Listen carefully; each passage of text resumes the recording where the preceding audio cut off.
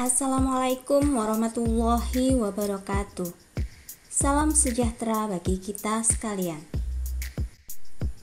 Ibu bapak guru hebat di seluruh Indonesia, bertemu kembali dengan saya, Ari Setiawati dari SMP Negeri 1 Bangurejo, Banyuwangi. Kali ini saya akan melakukan aksi nyata menyebarkan pemahaman merdeka belajar pada topik mengapa kurikulum perlu berubah. Kurikulum merupakan keseluruhan pengalaman belajar murid, mulai dari titik awal hingga titik akhir pengalaman belajar murid itu sendiri. Kurikulum juga sebagai jantung pendidikan. Sebagai seorang guru, tentu kita mengamati perubahan dari periode ke periode berikutnya. Kurikulum itu selalu mengalami perubahan. Kurikulum berganti dari periode satu ke periode berikutnya. Lantas, apa yang menyebabkan atau apa yang melatar belakangi kurikulum itu perlu berubah?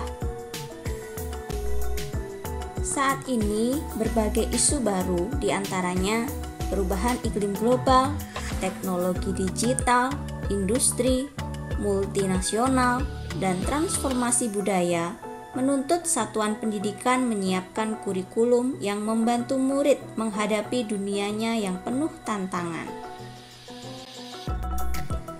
Kurikulum itu bersifat dinamis dan terus dikembangkan atau diadaptasi sesuai konteks dan karakteristik murid demi membangun kompetensi sesuai kebutuhan mereka di masa depan.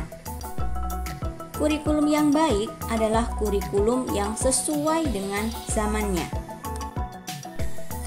Menurut Ki Hajar Dewantara, pendidikan menuntun segala kekuatan kodrat yang ada pada anak agar mereka dapat mencapai keselamatan dan kebahagiaan setinggi-tingginya, baik sebagai manusia maupun sebagai anggota masyarakat.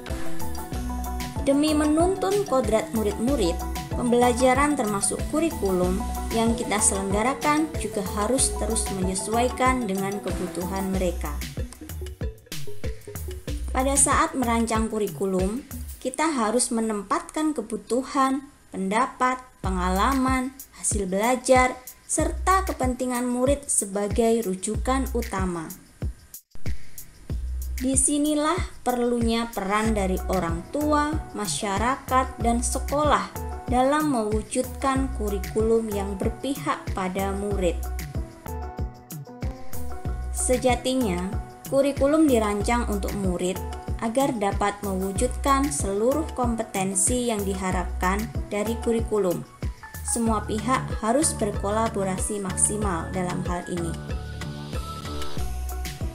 Misalnya, guru terus belajar memfasilitasi pembelajaran yang sesuai. Orang tua harus memahami perkembangan dan kebiasaan murid.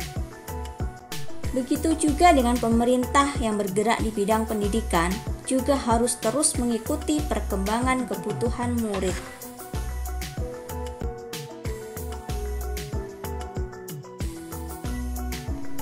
Demikian tadi pemahaman saya mengenai mengapa kurikulum perlu berubah.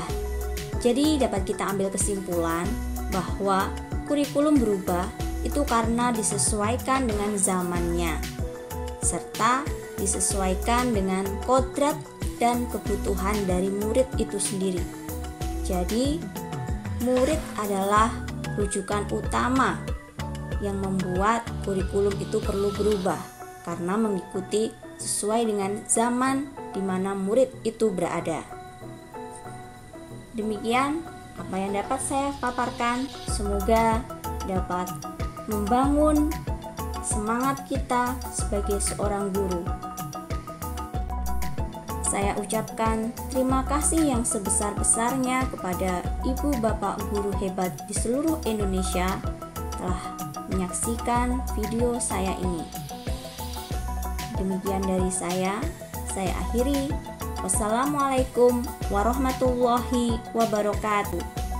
Salam guru hebat.